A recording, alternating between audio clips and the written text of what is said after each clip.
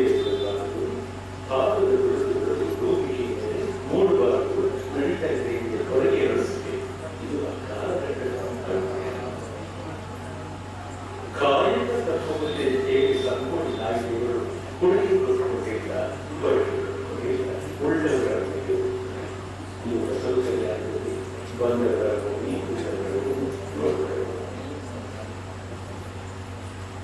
ಯಾವಾಗ ಕೊಡುಗೆ ಕಟ್ಕೊಳ್ಬೇಕು, ಹೊರಗೆ ಕಟ್ಕೊಳ್ಬೇಕು, ಉಳ್ಳವರು ಅವರಿಗೆ ಒಳ್ಳೆಯ ಕಲಿಯಲ್ಲ, ಕೊಲದು ಕಲ್ಲದೆ ಹುಚ್ಚು ನಾಯಿಗೆ ಒಳಗಾಗುತ್ತಾರೆ.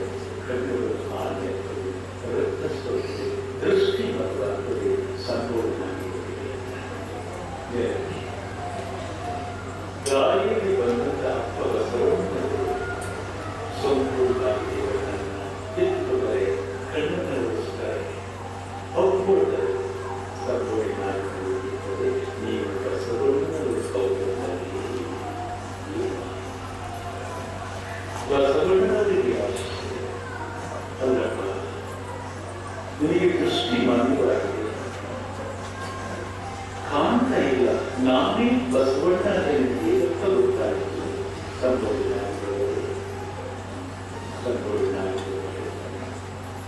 ಕಲ್ಯಾಣದ ಅಂಕಣದಲ್ಲಿ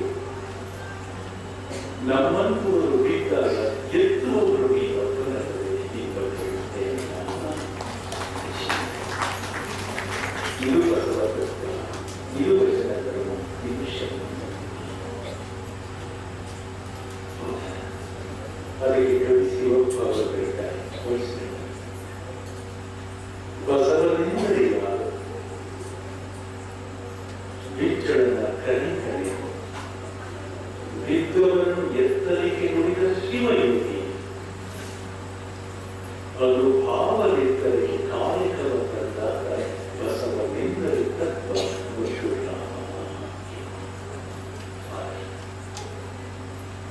ಅವರನ್ನು ಸುಧಾರಿಸಿಕೊಂಡು ಅಪ್ಪ ಬಸವಣ್ಣನವರು ಕರ್ಕೊಂಡು ಹೋಗೋದು ಸಂಪೂರ್ಣ ದೇವರಿಗೆ ಅರಿವಿನ ಮನೆಗೆ, ತಮ್ಮ ಅರಿವಿನ ಮನೆಗೆ ಕರ್ಕೊಂಡು ಹೋಗ್ತಾರೆ. ಇಟ್ಕೊಂಡು ತಾಯಿಯಲ್ಲಿ ನಂಬಿಕೆ ತೋರಿಸ್ತಾರೆ. ಬಸವಣ್ಣ ಹೇಳ್ತಾರೆ, ದಿನ ಯಾರನ್ನು ಕರ್ಕೊಂಡ್ಬಂದಿದ್ದೀನಿ ನೋಡಲ್ವ, ಆ ತಾಯಿ ಈ ದಲಿತನ ಯಾಕೆ ಕರ್ಕೊಂಡ್ಬಂದಿರಲಿಲ್ಲ, ಈ ಅಸ್ಪೃಶ್ಯನನ್ನ ಯಾಕೆ ಕರ್ಕೊಂಡ್ಬಂದಿರಲಿಲ್ಲ, ಈ ಕೋಡದ ಸಂಗಮತೆಯವರು ನಿಮಗೆ ಸಿಕ್ಕರು.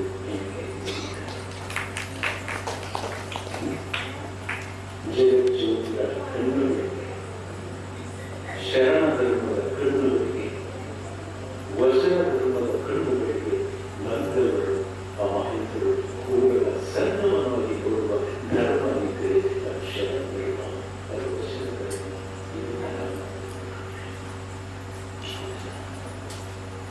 ಎಲ್ಲ ಮಾನವೀಯ ಬೋಧನೆಯನ್ನ ಈ ಧರ್ಮಗಳು ಜೀವಗಳ ಧರ್ಮವಾಗಿದೆ.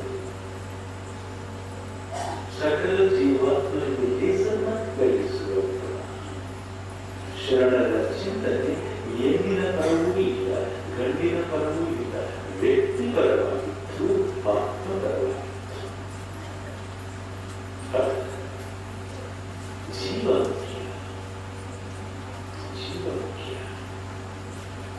ಇಂಥ ಭೌತಿಕ ಧರ್ಮದ ಅನುಯಾಯಿಗಳಾದ ನಾವು ಒಂದಿಷ್ಟು ಅನುಸರಿಸಿದರೆ ಗಾಂಧೀಜಿಯವರು ಹೇಳ್ತಾರೆ, 1924ರಲ್ಲಿ ಬೆಳಗಾವಿಯ ಕಾಂಗ್ರೆಸ್ ಅಧಿವೇಶನಕ್ಕೆ ಬಂದಿದ್ದರು.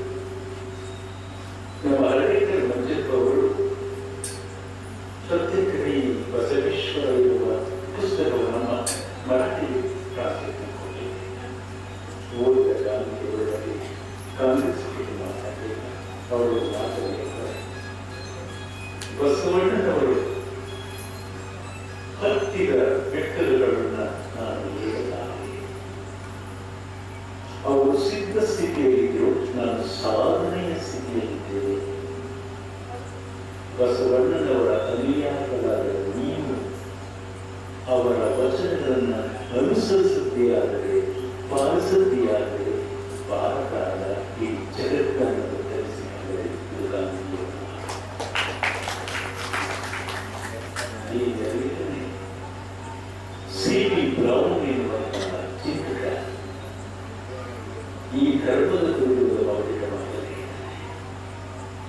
ಆಗ ಹೇಳ್ತಾನೆ, ನಾನು ಜಗತ್ತಿನ ಎಲ್ಲ ದಾರ್ಶನಿಕರ ಆಶಯಗಳನ್ನು ನಾನು ಕಂಡಿದ್ದೇನೆ. ಆದರೆ ಯಾರೊಬ್ಬರೂ ಕೂಡ ಶರಣರಲ್ಲಿ ಈ ತತ್ವ, ಈ ಚಳುವಳಿ ಬಸವಣ್ಣನವರ ನೇತೃತ್ವದಲ್ಲಿ ಕರ್ನಾಟಕದಲ್ಲಿ ನಡೆಯಿತು. ತಮ್ಮ ಜ್ಞಾನವನ್ನು ದಯೆಯನ್ನಾಗಿಸಿಕೊಂಡು ಜಗತ್ತನ್ನು ಮೈತ್ರಿಯಲ್ಲಿ ಕರುಣಿಸಿದ ಧರ್ಮ ಕರ್ನಾಟಕದಲ್ಲಿದೆ. ಹಾಗಾಗಿ ನಾನು ಈ ಶರಣ ಬಂಧುಗಳನ್ನು ಸುದೈವಿ ಕುಟುಂಬ ಎಂದು ಕರೆಯಲು ಇಷ್ಟಪಡ್ತೇನೆ ಎನ್ನುವುದನ್ನು ಪ್ರವೋಗಿಯನ್ನು ಇದನ್ನು ನಾನು ಉಳಿಸಿಕೊಳ್ಳುತ್ತೇನೆ.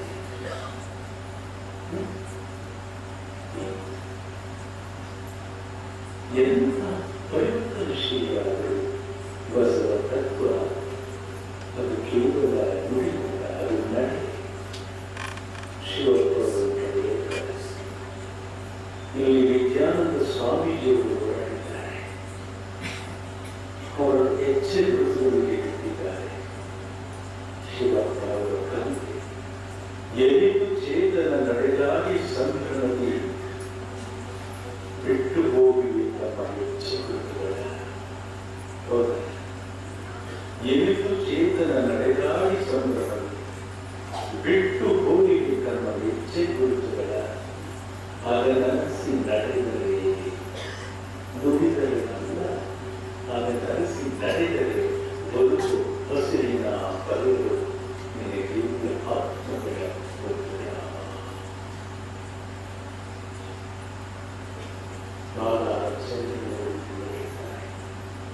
ಇದು ನಡೆನುಡಿಗಳ ಸಿದ್ಧಾಂತ. ಕುಲ ಸುಗತವಾದರೆ ನಡೆನುಡಿಗಳ ಸಿದ್ಧಾಂತ. ಕುಲ ಸುಗತ ನಡೆಯೇಸು ನುಡಿಯೇಸು ನಡೆ ಅಗಮವಾದರೆ ಅದು ಬಿಡಿಸಲಾಗದ ಕಲೆ.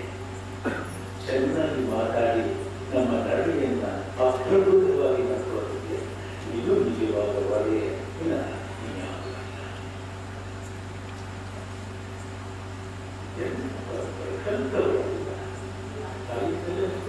ಯಾರು ಕಲ್ತವರಲ್ಲ ವಿಮರ್ಶೆ. ಆದರೆ ಅವರ ಅನುಭವದ 1% ಕಲ್ತವರಿಲ್ಲ. ಏನೆಂದರೆ ಜಾತಿ ಆಡ್ತಾರೆ. ನಾರ್ಯಾರು ಮುಂದಾಗಿ ಓದು ಕಲಿಯಿತು ಜಗತ್ತು. ಅದನ್ನು ನಾರ್ಯಾರು ಮುಂದಾಗಿ ಓದು ಕಲಿಯಿತು ಜಗತ್ತು. ಓದುವುದೇ ಅಕ್ಷರ ಅಲ್ಲ, ಸ್ಕೂಲ್ ಅಲ್ಲ, ಅನುಭವವನ್ನು ಕಲಿಯುತ್ತೆ. ನಾರ್ಯಾರು ಮುಂದಾಗಿ ಓದು ಕಲಿಯಿತು ಜಗತ್ತು.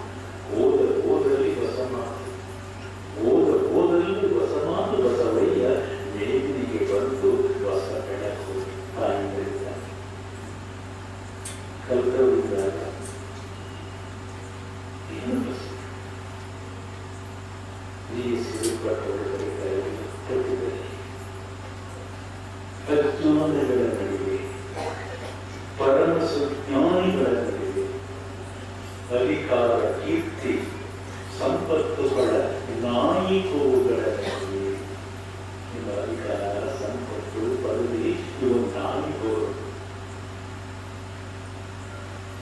ಅಜ್ಞಾನಿಗಳ ನಡುವೆ, ಪರಮ ಸುಜ್ಞಾನಿಗಳ ನಡುವೆ, ಅಧಿಕಾರ ಕೀರ್ತಿ ಸಂಪತ್ತುಗಳ ನಾಯಿಕೋಗಳ ನಡುವೆ ಸತ್ತಿಲ್ಲದರಿಂದ ದೀಪದ ಕಾಪಾಡಿರುವ ಸತ್ತಿಲ್ಲದರಿಂದ ದೀಪದ ಕಾಪಾಡಿಸವಣ್ಣ. ನಿನ್ನ ಸುತ್ತಲೂ ಒಂದು ಸಂಘಟಿಸಿತು ನೂರಾರು ಬೆಳಕಿನ ದೀಪ.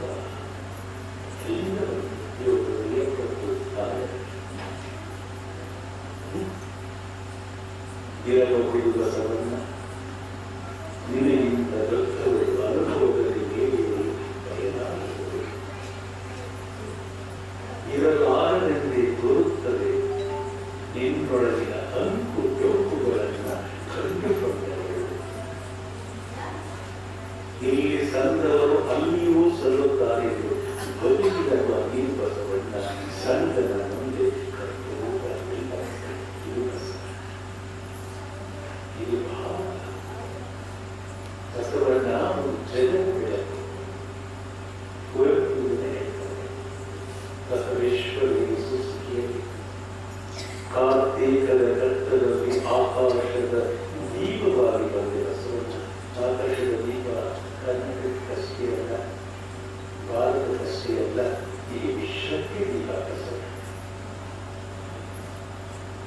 ಕಾರ್ತೀಕದ ಕತ್ತಲಲ್ಲಿ ಆಕಾಶದ ದೀಪವಾಗಿ ಬಂದಿರ ಸೋನ.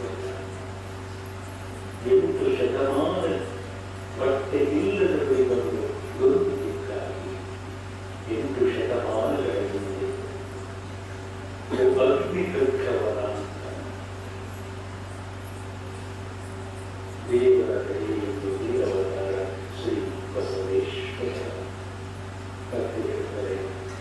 ಮಗದ ಉಸಿರಿಗೆ ಸಿಕ್ಕಿ ತತ್ತರಿಸುತ್ತಿದೆವಯ್ಯ ಜಾತಿ ಕುಲ ಮತ. ಈ ವ್ಯಸನಕ್ಕೆ ಸಿಕ್ಕಿ ಜಗತ್ತು ತತ್ತರಿಸ್ತಾ ಇದೆ. ಬಾಯಿಗೆ ನಿನ್ನನ್ನು ಕೈಯಿಡು ಎತ್ತುಗೆಲ್ಲ ನಡೆಸಿಕೊಳ್ಳು. ಬಸವನಿಗೆ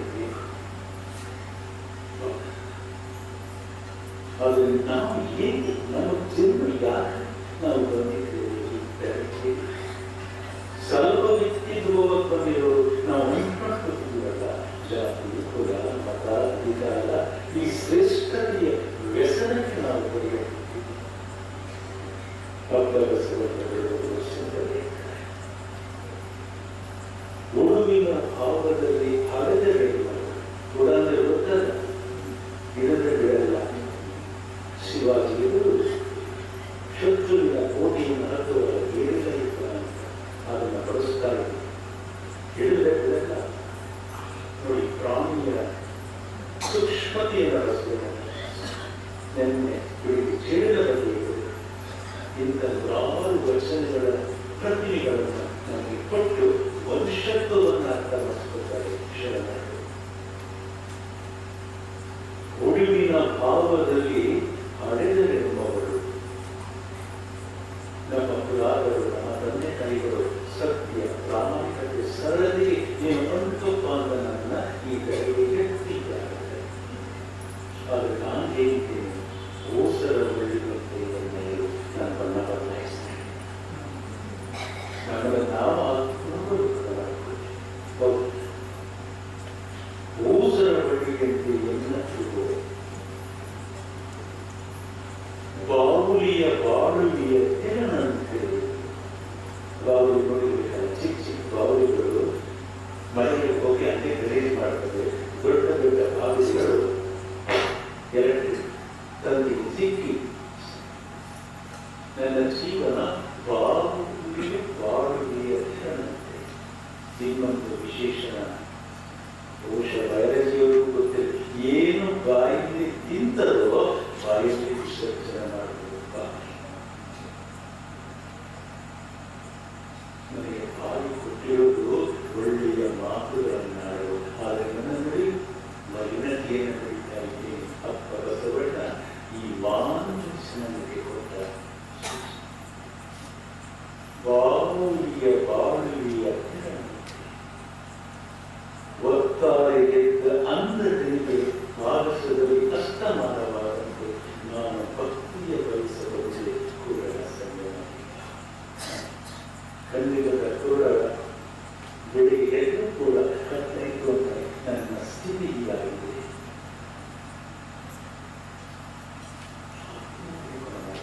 ವಚನಗಳು ಅಂದರೆ ಅವು ಬಹಿರಂಗದ ಬಣ್ಣದ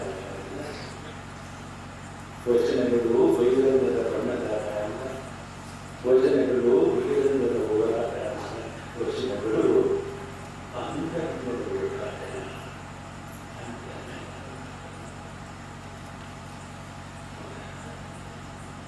ನಾನು ಭಕ್ತಿಯ ವಹಿಸಬಹುದು. ಭಕ್ತಿಯಲ್ಲಿ ಪೂಜೆ ಎಲ್ಲರನ್ನ ಒಳಗೊಳ್ಳಿದೆಯಲ್ಲ, ಅದು ಭಕ್ತಿ, ಅದು ಬೆಳಕು.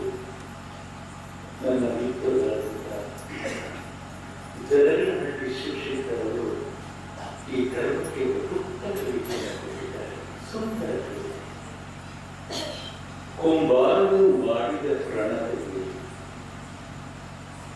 ಗಾಣಿಗರ ಮನೆಯ ಕೈಲವ ಹೋಗಿ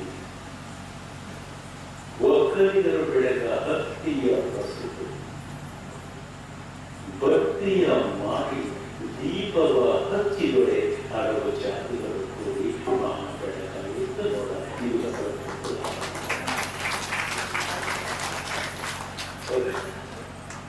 ಒಂದು ಪ್ರಣತಿಯಿಂದ ಬೆಳಕು ಎಲ್ಲಿಂದ ಬಂತು? ಅದು ಸ್ವಯಂಭುವೆ ಖಂಡಿತ ಇಲ್ಲ. ಈ ಬೆಳಕಿನ ನಿರ್ಮಾಣದ ಹಿಂದೆ ಹಲವು ವರ್ಗಗಳ ತ್ಯಾಗವಿದೆ, ಶ್ರಮ. ಒಂದು ಪ್ರಣತಿಯಿಂದ ನೋಡ್ತೇವೆ, ಅದನ್ನು ತಯಾರಿಸಿದವರು ಕುಮಾರ.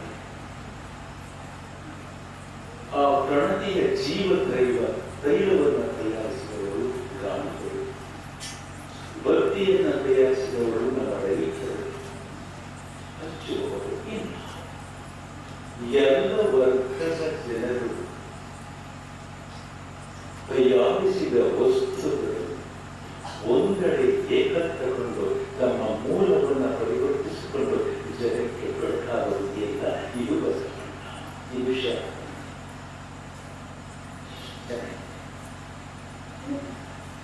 ನೋಡಬೇಕು ನೀವು ಅವರ ಭಾವ, ಅನುಭಾವ, ಅಂತರಂಗದ ರತ್ನ. ಅನುಭಾವವಿದ್ದರೆ ಚಂದ ವಸ್ತುವನ್ನು ಉಳಿಯುತ್ತದೆ. ಅಂತರಂಗದ ರತ್ನ, ಬಹಿರಂಗದ ರತ್ನ ಯಾರಾದರೂ ಚಿಕ್ಕು, ಅಂತರಂಗದ ಬೆಳಕು ಇದು. ಹೇಗೆ ಅವರು ಯಾವುದೇ ಓದದೆ, ಕಾಲೇಜಿಗೂ ಹೋಗದೆ, ಶಾಲೆಗೂ ಹೋಗದೆ ಅನುಭವದ ಸಂಪತ್ತನ್ನು ಬೆಳೆಸಿದ್ರಲ್ಲ, ಅಸ್ತಿತ್ವವನ್ನು ಒಪ್ಕೊಂಡ್ರಲ್ಲ. ಈ ಧರ್ಮದ ಶ್ರೇಷ್ಠತೆ ನಿಮ್ಮ ಅಂಶ. ಬಸವಣ್ಣನವರನ್ನ ಕಳೆದುಕೊಂಡಿದ್ದಾರೆ. ಬಸವಣ್ಣನವರ ವಿಯೋಗವಾಗಿದೆ. ಆಕೆಯನ್ನು ಸಾಂತ್ವನಗೊಳಿಸಲು ಯಾರೂ ಇಲ್ಲ. ಬಸವಣ್ಣನ ವಿಯೋಗದ ಆ ಸಂದರ್ಭದ ಅವರ ಅಂತರಂಗದ ಉದ್ಘಾಟದ ವಚನ ಹೇಗಿದೆ? ಒಂದು ವಚನ ಸಾಕು, ಒಂದು ವಚನ ಸಾಕು. ಹಾಗೆ ಹೇಳ್ತಾರೆ,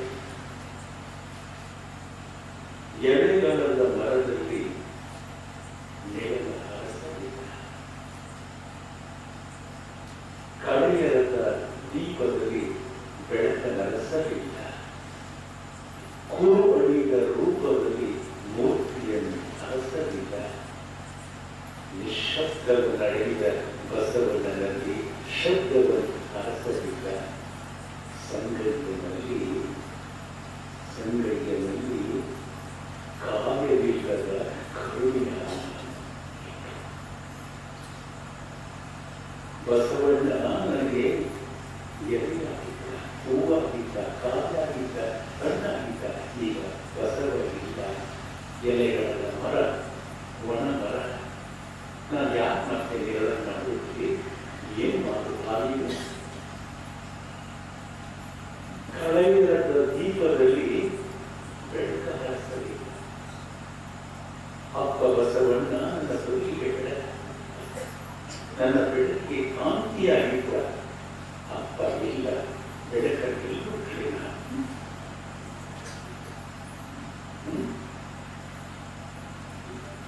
ಕುರುಬಳಿದ ರೂಪದಲ್ಲಿ ಮೂರ್ತಿಯ ಹರಸಲಿಲ್ಲ. ನನ್ನ ಬದುಕಿನ ಕಾಂತಿಯಾಗಿದ್ದ ಬಸವಣ್ಣ ಚಲನಶೀಲತೆಯಿತ್ತು, ಉಸಿರಿತ್ತು. ಈಗ ಕುರುವು ಬರಲಿದೆ. ಕುರು ಅಂದರೆ ಈಗ ಹೋಗಿತ್ತು, ಮತ್ತೆ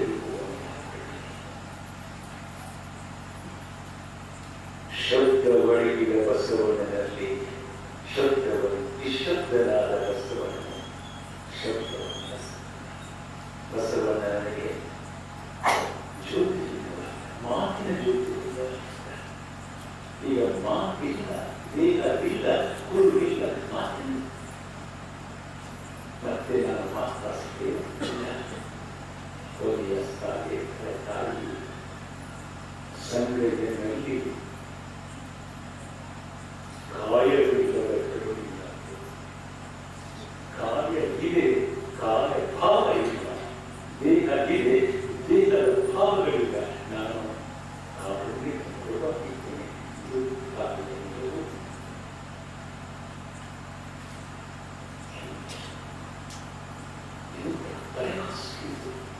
ಸತ್ಯದ ದರ್ಶನ ಇದು.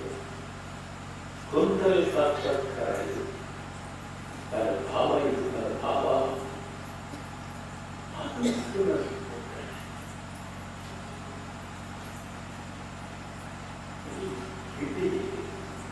ಅವಿಗೆ ಎಲ್ಲ ಇರ್ತಾನೆ. ಕಲಿಯುವ ಸಾಧಕರೆಲ್ಲ ಕನಸುಪಡಿಸಿ ಹೋದರಯ್ಯ, ವಿದ್ಯಾ ಸಾಧಕರೆಲ್ಲ ಬುದ್ಧಿಗೆ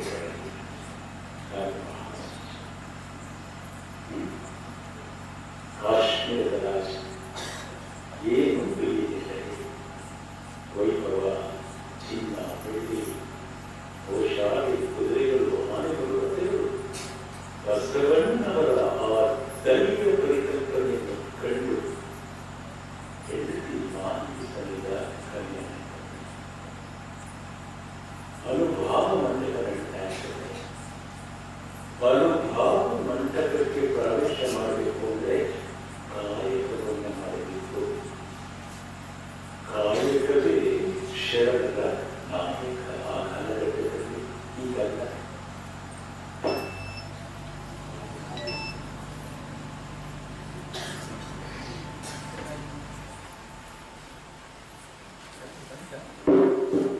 ಕಾಯಕವೇ ಶರಣರ ನಾಯಕ. ಪ್ರತಿಯೊಬ್ಬರು ದುಡಿಯಬೇಕು. ದುಡಿಯುವ ಹಕ್ಕು ಪ್ರತಿಯೊಬ್ಬರು. ಆದರೆ ನಿನ್ನ ದುಡಿಮೆ ಇದರ ಸ್ವಾರ್ಥಕ್ಕಾಗಿ ಅಲ್ಲ, ಸಮಾಜದ ಹಿತಕ್ಕಾಗಿ. ಕಾಯಕದ ಮಾತ್ರ ನಿಂತಿರುವುದು ಉದ್ಯೋಗದ ಸ್ವರೂಪದಲ್ಲ, ಮಾಡುವ ಮನೋಭಾವನೆಗಳು ಶರಣ. ಆವ ಕಾಯಕ ಪದವೇನು ಒಂದೇ ಕಾಯಕವಲ್ಲ. ಇದನ್ನೇ ಇವತ್ತಿನ ಸಂವಿಧಾನ, ಅಂಬೇಡ್ಕರ್ ಅವರ ಪಕ್ಕ ಸಂವಿಧಾನದಲ್ಲಿ ಫಂಡಮೆಂಟಲ್ ಡ್ಯೂಟೀಸ್ ಅಂತ ಬರ್ತದೆ. ಫಂಡಮೆಂಟಲ್ ಡ್ಯೂಟೀಸ್ ಅಂತ ಬರ್ತದೆ. ಮೂಲಭೂತ ಕರ್ತವ್ಯಗಳು ಸಂವಿಧಾನವು 11 ಮೂಲಭೂತ ಕರ್ತವ್ಯಗಳಿವೆ. ಅದರಲ್ಲಿ 10ನೇ ಕರ್ತವ್ಯ ಡ್ಯೂಟಿ ಟು ಅಚೀವ್ ಎಕ್ಸಲೆನ್ಸ್. ಇರುತ್ತದ ಡ್ಯೂಟಿ ಟು ಅಚೀವ್ ಎಕ್ಸಲೆನ್ಸ್. ನೀವು ನೋಡಿದ್ರೆ ಗ್ರೂಪ್ ಮಾಡ್ತೀವಿ. Part 4A, article 51A Indian constitution fundamental duties ಓದಬೇಕು. ನಾವು ಮಕ್ಕಳು ತಿಳಿಸಬೇಕು. ಕರ್ತವ್ಯದಲ್ಲಿ ಏನೆಂದರೆ ಡ್ಯೂಟಿ ಟು ಅಚೀವ್ ಎಕ್ಸಲೆನ್ಸ್. ಪ್ರತಿಯೊಬ್ಬರು ಅವರವರ ಬಾಯಕೆಗಳಲ್ಲಿ ಶ್ರೇಷ್ಠತೆಯನ್ನು ತಂದುಕೊಡಬೇಕು. ಹುಡುಗರು ವಿದ್ಯಾರ್ಥಿಯಾಗಿ 100% ಕೊಡಬೇಕು. ಕಸ ಗುಡಿಸೋರು ಸ್ವಚ್ಛವಾಗಿ ಕಸ ಗುಡಿಸಬೇಕು. ಅಡುಗೆ ಮಾಡುವವರು ರುಚಿಯಾಗಿ ಅಡುಗೆ ಮಾಡಬೇಕು. ಉಳುಮೆ ಮಾಡುವ ರೈತ ಅದ್ಭುತವಾಗಿ ಉಳುಮೆ ಮಾಡಬೇಕು. ಶ್ರೇಷ್ಠತೆ ನನ್ನ ವೃತ್ತಿಗಳಲ್ಲಿ ಶ್ರೇಷ್ಠತೆಯನ್ನು ತಂದುಕೊಡಬೇಕು. ಯಾಕೆಯನ್ನು ಹೇಳ್ತಾರೆ? ಈ individual excellence lead to collective excellence. That collective excellence makes India great. ಪ್ರತಿಯೊಬ್ಬರು ಶ್ರೇಷ್ಠರಾದರೆ ಈ ಭಾರತ ಶ್ರೇಷ್ಠರಾಗುತ್ತದೆ. ಇದನ್ನೇ ನಮ್ಮ ಶರಣರು ಶತಮಾನದಲ್ಲಿ ಕಾಯಕವೇ ಕೈಲಾಸ. ಕಾಯಕದಿಂದ ಕೈಲಾಸ ಅಲ್ಲ, ಕಾಯಕವೇ ಕೈಲಾಸ. ಅದು ಮಾಡೋದಕ್ಕೆ ಬರ್ತದೆ ಅಲ್ಲ, ಇದೇ ಕಾಯಕದಲ್ಲಿ ನಿರತನಾಗಲಿ ಗುರುದರ್ಶನ. ಕಾಯಕದಲ್ಲಿ ನಿರತನಾಗದೆ ಲಿಂಗ ಪೂಜೆ ಪಡೆಯಬೇಕು. ಕಾಯಕದಲ್ಲಿ ನೀನು ಅವಶ್ಯವಿಲ್ಲದಿದ್ದಾದರೂ ಕಾಲುಗಳಿಗೆ ಮಾಡಿದರು. ಲಿಂಗ ಇರುತ್ತೆ ನಿಮ್ಮ ಕೆಲಸಗಳಲ್ಲಿ, ನಿಮ್ಮ ಪ್ರೀತಿಯಲ್ಲಿದೆ, ನಿಮ್ಮ ಕಾರುಣ್ಯಗಳಿದೆ, ನಿಮ್ಮ ಮೈತ್ರಿಯಿದೆ. ಅದು ಲಿಂಗ. ಲಿಂಗ ಅಂದರೆ ತತ್ವ, ಗುರು ಅಂದರೆ ಜ್ಞಾನ, ಜಂಗಮಕ್ಕೆ ಸಮಾಜ. ಇದು ಮೂಲ ಸ್ವರೂಪ. ಶಿವ ಗುರು ಎಂದು ಬದಲಾಗಬೇಕು. ಶಿವ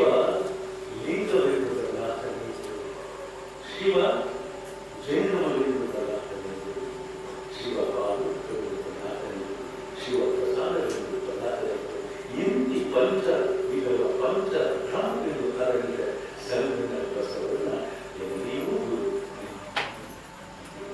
ಜಗಕ್ಕೆ ಎಲ್ಲರೂ ಕಾರಣ. ಶಿವ ಅಂದರೆ ದೇವ, ಶಿವ ಅಂದರೆ ಮಾನವ, ಶಿವ ಅಂದರೆ ಕಾರುಣ್ಯ, ಶಿವ ಅಂದರೆ ಒಳ್ಳೆಯ ಕೆಲಸ, ಶಿವ ಅಂದರೆ ಒಳ್ಳೆಯ ಮಾತು. ಇದೇ ಗುರು, ಇದೇ ಪ್ರಸಾದ, ಇದೇ ಚಿಂತನ, ಇದೇ ಭಾಗವತ. ಇದನ್ನು ಬಸವಣ್ಣ ನನಗೆ ಕಲಿಸ್ಕೊಂಡು ನಿನಗೂ ಗುರು, ನನಗೂ ಗುರು, ಜಗತ್ತಿಗೆ ಎಲ್ಲರೂ ಇದನ್ನು ಅಲ್ವಾ? ನಿಮ್ಮ ನುಡಿ ಮನವನ್ನು ಅಳಿಸುವಂತಿರಬೇಕು. ಮನಕ್ಕೆ ಮನೋಹರವಾಗಿದ್ದರೆ ಮನಕ್ಕೆ ಮನಬಂಧಕ, ಮನಸ್ಸಿಗೆ ಮನೋಹರ ಆಗಿರುತ್ತದೆ. ಹೊರಗ ಮನಸ್ಸನ್ನು ಮೀಸಲಿಡುವುದು ಶರಣ ತತ್ವದ ಜೀವನ. ಅಂತ ಕಾಶ್ಮೀರದ ಅರಸ ಬಸವಣ್ಣನವರ ಮಹಾನರಿಗೆ ಪತ್ನಿಸಿದ್ದವರೊಡನೆ ಯಾವ ಕಾರ್ಯಕ್ರಮ? ಒಬ್ಬ ರಾಜ, ಮೈಸೂರಿನ ರಾಜರು ಕಾಲಕಾಲದಲ್ಲಿ ಬೆಳಗನಹಳ್ಳಿಗೆ ಬಂದಾಗ ನೀವು ಏನು ಕಾಯ್ದೆ ಕೊಡ್ತೀವಿ? ಕಟ್ಟಿಗೆ ಕಡಿದು ಸೌದೆ ಮಾಡುವ ಕಾರ್ಯಕ್ರಮವನ್ನು ಸ್ವೀಕರಿಸಿದವನೇ ಸವಲಕ್ಷದ ಬಳಿ ಮಹಾದೇವ ರೂಪದ ರಾಜ. ಸಾಮಾನ್ಯ ಜೀವನ ಒಂದು ಪುಟ್ಟ ಗುಡಿಸಿನಲ್ಲಿದ್ದಾರೆ.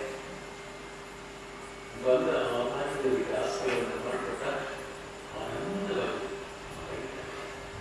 ವಚನ, ಹಲವಾರು ವಚನಗಳನ್ನು ಬರೆದಿರುವುದು. ಬಹುಶಃ ಈ ಒಂದು ವಚನ ನನಗೆ ಇಷ್ಟವಾಗಿದೆ. ಈ ವಚನವನ್ನು ನಮ್ಮ ರಾಜ್ಯಸಭೆ, ಲೋಕಸಭೆ, ಅಧಿಕಾರದ ಮಟ್ಟದಲ್ಲಿ ಸಾಕಿದ್ರೆ ಬಹುಶಃ ಪ್ರವೇಶ ಮಾಡುವ ಮಹಾನುಭಾವರಿಗೆ ಒಂದಿಷ್ಟು ವೈವಾಗಿ ಆ ವಚನ. ಆನೆ ಕುದುರೆ ಗುಂಡಿ ಬಂಡಾರವಿರುತ್ತದೆ, ತಾನುಂಬುವುದು ಪ್ರಳಿಯಕ್ಕೆ ಒಂದಾಗಿನ ಹಾಲು ಮಲಗುವುದರ್ಥ ಮುಂಚೆ. ರಾಜಗಳಿರುವ ವಚನ ಸಾಮಾನ್ಯವಲ್ಲ. ಆನೆ ಕುದುರೆ ಗುಂಡಿ ಬಂಡಾರವಿರುತ್ತದೆ. ರಾಜನಾಗಿದ್ದಾಗ ಆನೆಗಳು, ಕುದುರೆಗಳು, ರಥಗಳು, ಖಜಾನೆ ಎಲ್ಲಿರುವುದು. ಆವಾಗ ನಾನು ಸೇವನೆ ಮಾಡ್ತಾ ಇರುವುದು ಒಂದು ಮುಷ್ಟಿಯನ್ನ, ಒಂದು ಊಟ. ಆದರೆ ರಾಜಾಶ್ರಯದಲ್ಲಿ ಗೋವುಗಳ ರಾಶಿಯೇ ಇತ್ತು, ಮಂಚಗಳಿತ್ತು. ನಮ್ಮ ಮಂಚಗಳಲ್ಲ, ಜೀವನದ ಮಂಚ, ಬಿಟ್ಟುವ ಮಂಚ, ಮಲಗುವುದರ್ಥ ಮಂಚ, ನನ್ನ ಅವಶ್ಯಕತೆ ಅರ್ಥ ಮಂಚ. ಈ ಉರುಳಿಲ್ಲದ ಸಿರಿಯ ನಂಬಿಕೆಯ ಬೇಡ ಮಂಚ ಜಗತ್ತಿಗೆ ಕೊಡುವ ಮಹತ್ವದ ಸಂದೇಶ ಅಂದರೆ ಈ ಮನುಷ್ಯನೇ ಈ ಸಂಪತ್ತು ಇದೆಯಲ್ಲ, ಈ ರೂಪ ಇದೆಯಲ್ಲ, ಈ ವೈಭವ ಇದೆಯಲ್ಲ, ಈಗ ಕೇಳಿಲ್ಲ. ಮುಂದೆ ಹೇಳ್ತಾನೆ, ಒಳಲು ಭೂಮಿಯ ಸಂಘ ಸತ್ಯವೇ ಭೂಮಿ ನಾನು ನನ್ನನ್ನು ಆಶ್ರಯಿಸಿಕೊಂಡೆ.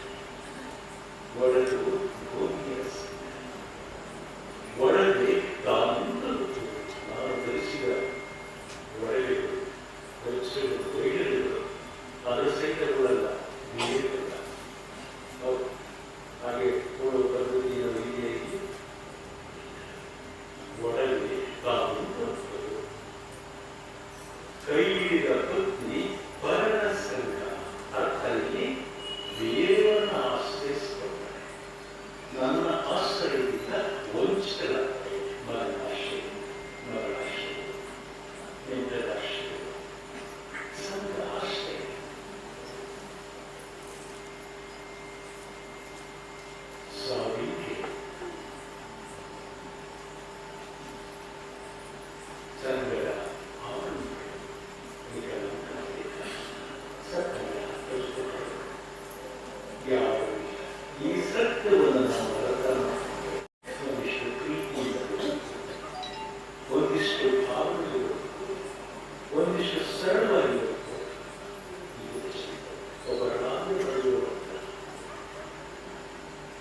ವಚನಗಳು ಮನುಷ್ಯನನ್ನ ವಿವೇಕದ ಕಳೆಯುವ ದೇವರ ಬೆಳಕು. ಆದರೆ ನಮ್ಮ ಮಕ್ಕಳ ಕೈಗೆ ನಾವು ಕರ್ತವ್ಯ ಹೊತ್ತಿದ್ದೇವೆ. ಮಕ್ಕಳ ಮೃದುವಾದ ಸ್ಪರ್ಶ ಹಿಡಿಯಬೇಕಾದದ್ದು ವಚನಗಳನ್ನ ದರ್ಶನ.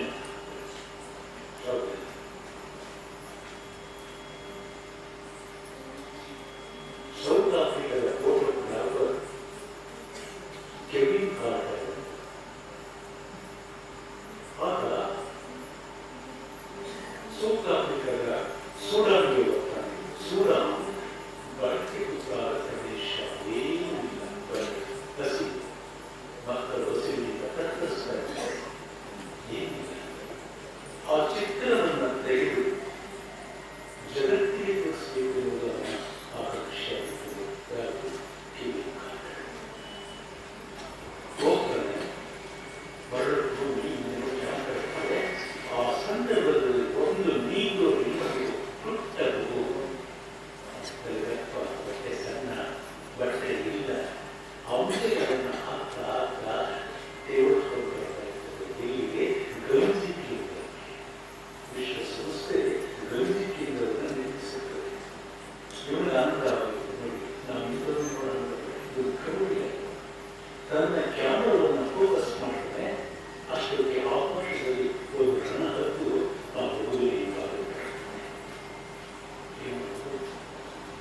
ಆ ರಣಹದ್ದುಗಳು ಗೊತ್ತಿರುವ ಗೊತ್ತಿಲ್ಲ ಸತ್ಯವನ್ನು ಆ ಹದ್ದಿಗೆ ಗೊತ್ತಾಗ್ತದೆ ಸೂಕ್ಷ್ಮ.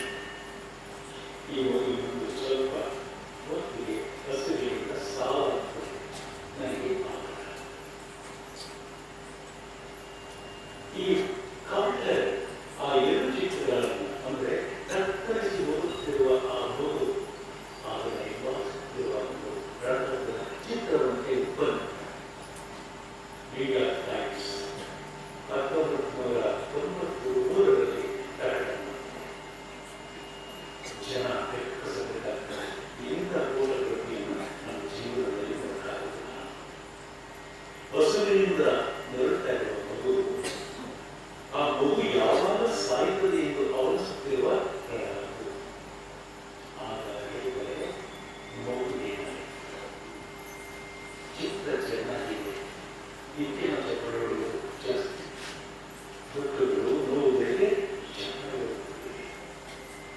ಹಸಿ ಹೃದಯ ನೆನ್ನೆ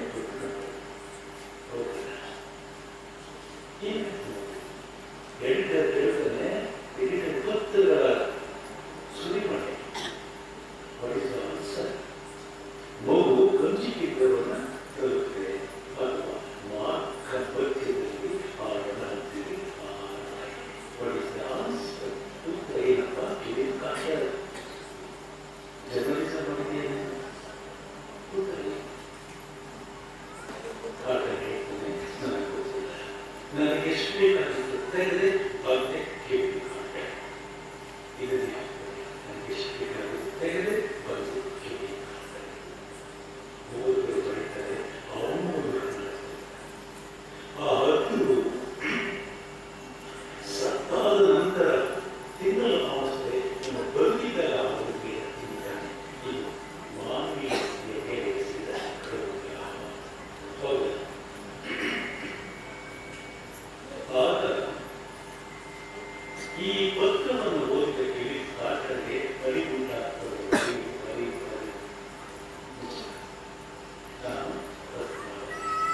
ಆ ಮೊತ್ತದ ಗಂಜಿಕೆಗಾಗಿ ಕೊಟ್ಟರು ಅಥವಾ ಅರ್ಧಿನಿಂದ ಸಂರಕ್ಷಿಸಬೇಕಾಗಿತ್ತು.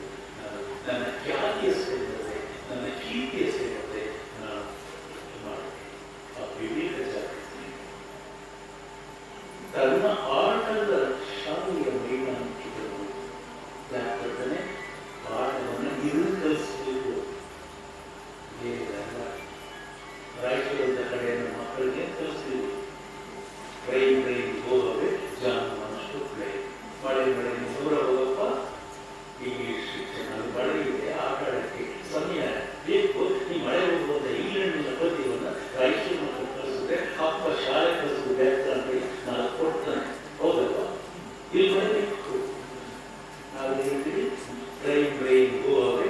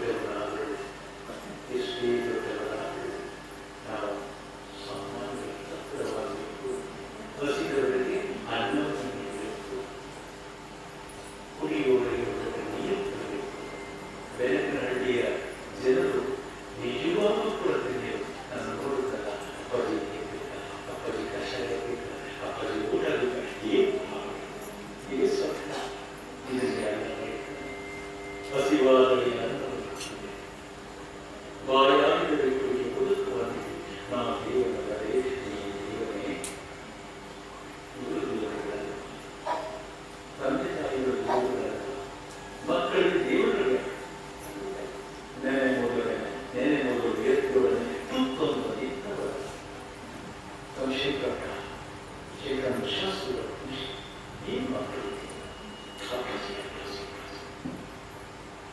ಈ ಭಾವನಲ್ಲಾದ ಬದುಕು ಬಂಗಾರ ಬಂಗಾರ ಕೊಡುವ ಬಂಗಾರ ಅಲ್ಲ, ಎಲ್ಲರಿಗೂ ಬೇಕಾಗಿ ಎಲ್ಲರ ಒಂದಾಗಿ ಎಲ್ಲರಿಗೂ ಬೆಳಕಾಗಿ ಬದುಕೋದಿಲ್ಲ, ಇದು ಬಂಗಾರ. ಆ ಬಂಧನ ಆಗ ಹೇಗೆ ಕಾಟ ಪಟ್ಟಿ ಟಿಪ್ಪಣಿಗಳು ತೀರ್ಪನೆ ಮಕ್ಕಳಿಗೆ ಹೆಸರುಗಳಿಗೆ ಅನ್ನುವುದಿಲ್ಲ. ನಿಮ್ಮ ಎತ್ತರಕ್ಕಿಂತ ಹತ್ತಿರ ವಹಿಸು ಅಪ್ಪಾಜಿಯವರು ದೇವರ ಅಪ್ಪವರು ವೃದ್ಧರಿಗೆ ಬಂದು ಹತ್ತಿರವಾಗುವುದರ ಮುಖಾಂತರ ಅಪ್ಪಾಜಿ ಎತ್ತರವಾಗ್ತಾರೆ. ನಿಜವಾಗಿ ಎತ್ತರದವರು ಹತ್ತಿರವಾಗಲಿ ಎತ್ತರದ ನಿರ್ಮಾಣ ಹೇಗೆ ಬದುಕನ್ನು ನೋಡುವ ಭಾವ. ಆದರೆ ಇವತ್ತಿನ ಮಕ್ಕಳಿಗೆ ಭಾವಕ್ಕೆ ಬರಲಾಗಿದೆ. ಈ ಚಿಂತನೆ ಇಟ್ಟುಕೊಂಡೆ ಅಪ್ಪ ಬಸವಣ್ಣನವರ ಒಂದು ವಚನ, ಅದು ಬೇರುಂಡ ಪಕ್ಷಿಗೆ ತಲೆಯನ್ನು ನೋಡಿರಲಿಲ್ಲ. ಗಂಡಸಿಂಡ ಪಕ್ಷಿ ಆ ಕಾಲಘಟ್ಟದ ಕಾಲ್ಪನಿಕ ಪಕ್ಷಿಗಳು ನಮ್ಮ ಕರ್ನಾಟಕ ರಸ್ತೆ ಸಾರಿಗೆ ಲಾಂಛನ ಕಲಿಯುತ್ತೆ. ನಮ್ಮ ರಾಜ್ಯಗಳು ಕೂಡ ಇದನ್ನ ಲಾಂಛನವಾಗಿ ಬಳಸುತ್ತಾರೆ. ಐಶ್ವರ್ಯವಾಗಿ ವಿಜಯನಗರ ಬೇರುಂಡ ಪಕ್ಷಿಗೆ ತಲೆ ಎರಡರ ನಡುವೆ ಕನ್ನಡದ ಕಟ್ಟಿ ಒಂದು ಬಾಯಿಯಲ್ಲಿ ಹಾಲು ನೀಡಲು, ಇನ್ನೊಂದು ಬಾಯಿಯಲ್ಲಿ ವಿಷವನ್ನು ವಿಷ ಬಿಡುವುದಿಲ್ಲ. ಆ ಪಕ್ಷಿಗೆ ಬಟ್ಟೆ ಕಟ್ಟಿ ಒಂದು ಬಾಯಿಗೆ ಹಾಲು ಹಾಕಿ ಇನ್ನೊಂದು ಬಾಯಿ ವಿಷ ಹಾಕಿದರೆ ವಿಷ ಹಾಲು ಜಗದಲ್ಲಿ ಸೇರಿ ವಿಷವಾಗಿ ಲಿಂಗವ ಪೂಜಿಸಿ ಜಂಗಮವ ಮರೆದರೆ ನಾ ಬೆಂಕನ ಸಮಯವಿಲ್ಲ. ಬರೀ ದೇವರು ಯಾರು ಎಲ್ಲಿ ಭಕ್ತಿ? ಆ ಕ್ಷೇತ್ರದ ಜೊತೆಗೆ ಸಮಾಜವನ್ನು ಒಳಗೊಳ್ಳುವ ಈ ಅದ್ವೈತ ಇದೆಯಲ್ಲ, ಇದೇ ಇನ್ನೂ ಚಿಂತನೆಗಳನ್ನು ಕೊಟ್ಟಿದ್ದಾರೆ. ಜಪಾನ್ ದೇಶದ ಕಥೆಯನ್ನು ಹೇಳಿ ನನ್ನ ಮಾತಿಗೆ ಅಂತ್ಯವನ್ನು. ಜಪಾನ್ ಸಾವಿರಾರು ವರ್ಷಗಳಲ್ಲಿ ಇದು ಜನಪದರಲ್ಲಿ ಬರಕ್ಕಿಲ್ಲ, ನೀರಿಲ್ಲ, ಆಹಾರವಿಲ್ಲ, ಏನಿಲ್ಲ. ಜನರು ಎಲೆಗಳನ್ನು ತಿಂದು ಜೀವನ ಮಾಡ್ತಾರೆ. ಎಲೆಗಳೆಲ್ಲವೂ ಒಂದು ಮನೆಯಲ್ಲಿ ಒಬ್ಬ ಅಜ್ಜ, 90 ವರ್ಷದ ಅಜ್ಜ, ಒಂದು ಚೀಲ ಭತ್ತವನ್ನು ಇಟ್ಕೊಂಡು ನಡುಮನೆಯಲ್ಲಿ ಗಟ್ಟಿಯಾಗಿ ಇಟ್ಕೊಂಡು ಹೋಗಿರ್ತಾನೆ. ಭತ್ತ ಇದೆ ಎನ್ನುವ ಸುದ್ದಿ ಅಕ್ಕಪಕ್ಕದವರು ಓಡ್ಬಿಡ್ತಾರೆ.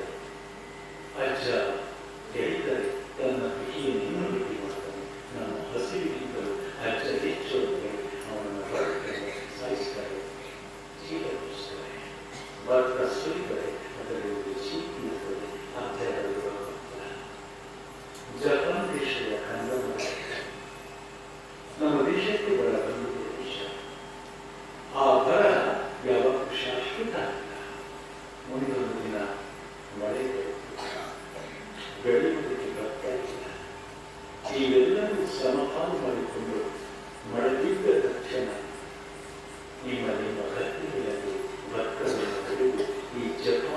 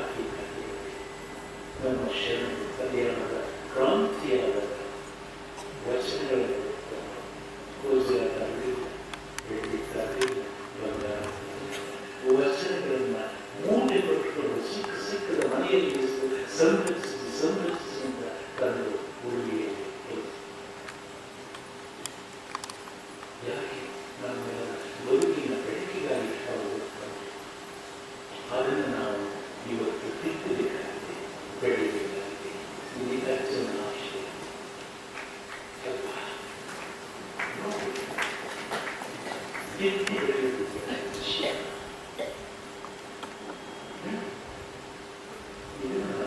ಅದಕ್ಕೆ ಪೂಜ್ಯರು ಅಪ್ಪಾಜಿಗಳು ವಚನ ಸಾಹಿತ್ಯ ದರ್ಶನ ಶಾಸ್ತ್ರ ಇವುಗಳನ್ನು ಉಳಿಸ್ಕೊಳ್ಳಬೇಕು.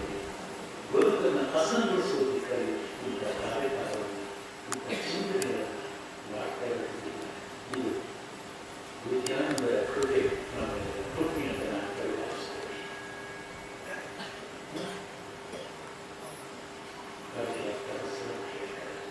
ನಾನು ಬಂದ ಕಾರ್ಯಕ್ಕೆ ನೀವು ಬಂದಿರಿ, ಚಂದ್ರಸವನ್ನ ನೀವು, ನಾನು ನೀವು ಬಂದ ಕಾರ್ಯಕ್ಕೆ ಪ್ರಭುತ್ವ ಬಂದರು. ಕಲ್ಯಾಣ ಎಂಬುದು ಕ್ರಾಂತಿಯಾಯಿತು. ನಾನು ಬೈಲವಾದೆ, ನೀವು ಭಕ್ತಿಯಾಗಿದೆ.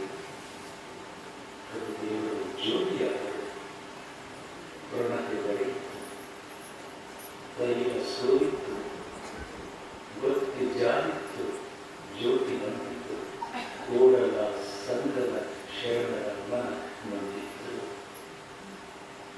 ನಾವು ಹೀಗೆ ಹೇಳ್ತಾಯಿದ್ದೀವಿ, ಕಪ್ಪಬಸವಣ್ಣ ಪ್ರಣತೆ ಬರಲಿಲ್ಲ, ದೈವ ಸೋರಿಲ್ಲ, ಭಕ್ತಿ ಜಾರಿಲ್ಲ, ಬೆಳಕು ನಂಬಿಲ್ಲ. ನಾವು ನಾಳೆಯಿಂದ ನಮ್ಮ ಮಕ್ಕಳನ್ನು ವಚನಕ್ಕೆ ನಾವು ಸಮರ್ಪಿಸ್ತೇವೆ. ನಾವು ನಮ್ಮಲ್ಲಿ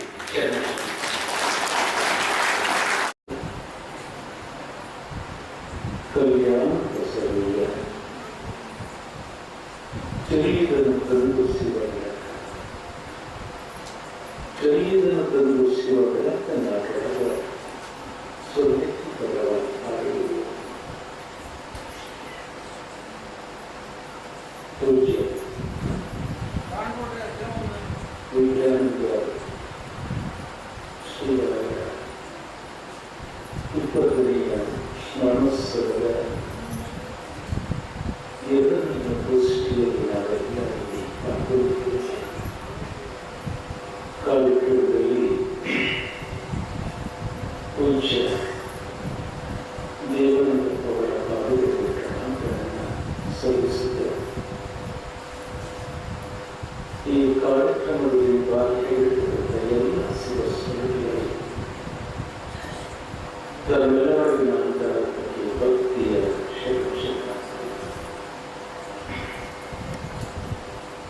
ಈಗಾಗಲೇ ಶರಣೆ ಡಾಕ್ಟರ್ ಶ್ರೀರಾಮ್ ಆಕಾಶ್ ಅವರು ಶರಣರಾದ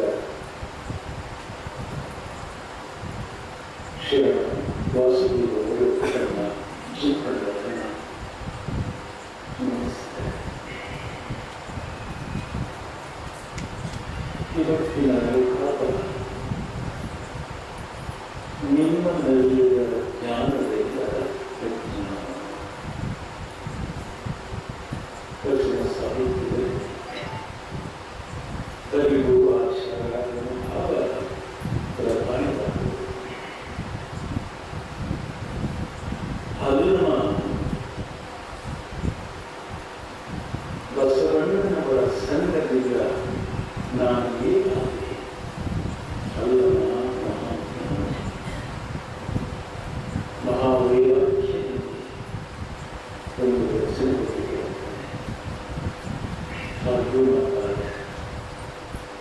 ಬಸವಣ್ಣ ನಿನ್ನ ಮುಟ್ಟಿಯನ್ನು ಕೈಗೊಳ್ಳ, ಬಸವಣ್ಣ ನಿನ್ನ ನೆನೆದು ಎನ್ನ ಮನದಲ್ಲಿ, ಬಸವಣ್ಣ ನಿನ್ನ ಅನುಭವವನ್ನು ಕೇಳಿ ಗುಹೇಶ್ವರ ದೇವರಲ್ಲಿ ನಿನ್ನ ಸಂಘದಿಂದ ಅವನು ಬದುಕಿದೆಯ, ನಿನ್ನ ಸಂಘದಲ್ಲಿ ನಾನು ಬದುಕಿದೆ. ಸಂಘ ಅಷ್ಟು ಮುಖ್ಯ. ಒಂದು ನೇರ ಕೋಲು ನೀರಿನ ತೊಟ್ಟಿಯಲ್ಲಿ ಬಿದ್ದಾಗ ಅದು ವಕ್ರವಾಗಿ ಕಾಣುತ್ತದೆ. ಅದನ್ನು ನಾವು ಬೆಳಕಿನ ವಕ್ರೀಭವನ ಅಂತ ಹೇಳ್ತೀವಿ. ನೇರ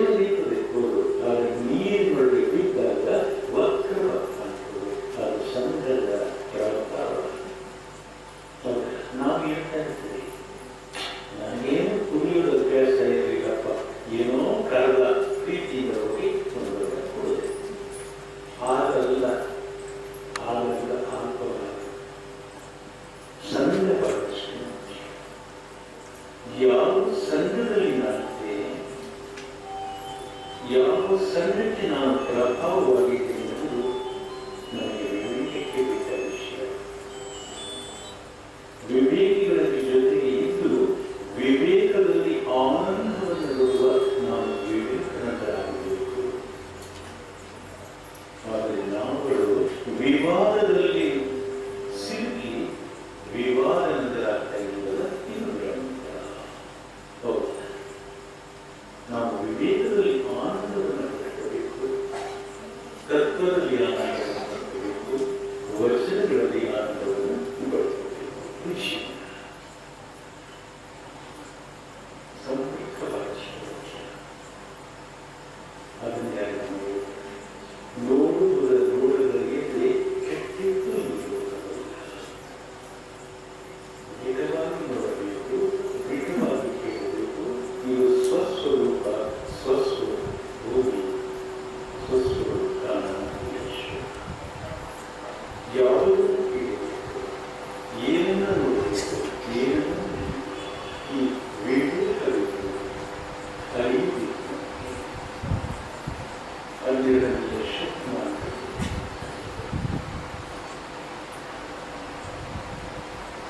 ಎಂತೆಂಥ ಶರಣರು ಬಸವಣ್ಣನವರ ಹಾನು ಕಾಶ್ಮೀರದಿಂದ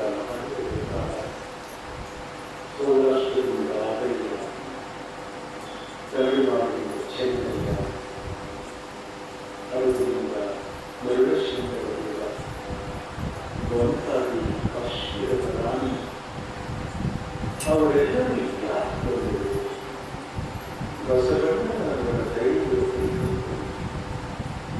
ಬಸವಣ್ಣನವರ ಜನ್ಮ ಆರಾಧನೆಯಿಂದ ನೋಡಿ ಮಾಧ್ಯಮಗಳ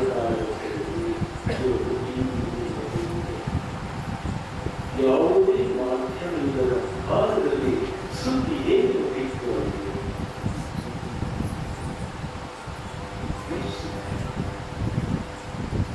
ಅತ್ಯಂತ ಕಷ್ಟಕಡೆಯ ಜನರಿಗೆ ಅಪ್ಪ ಬಸವಣ್ಣ ಹೇಗೆ ಅರಿವನ್ನು ಕೊಟ್ಟ ಸಂಪೂರ್ಣ ಸಮಾಜ ವ್ಯವಸ್ಥೆಗೊಳಿಸಿದ ಕಲ ಸಮುದಾಯದ ದೈವಶಯ. ಅವನು ಕಾಯಕ್ಕೆ ಹೋಗ್ತಾ ಇದ್ದಾನೆ. ಕಾಯಕ ತತ್ವಕ್ಕೆ ಕುಡಿಕೆ ಕೊರಳಲ್ಲಿ ಕುಡಿಕೆ, ಸೊಂಟದಲ್ಲಿ ಕೊರಕೆ,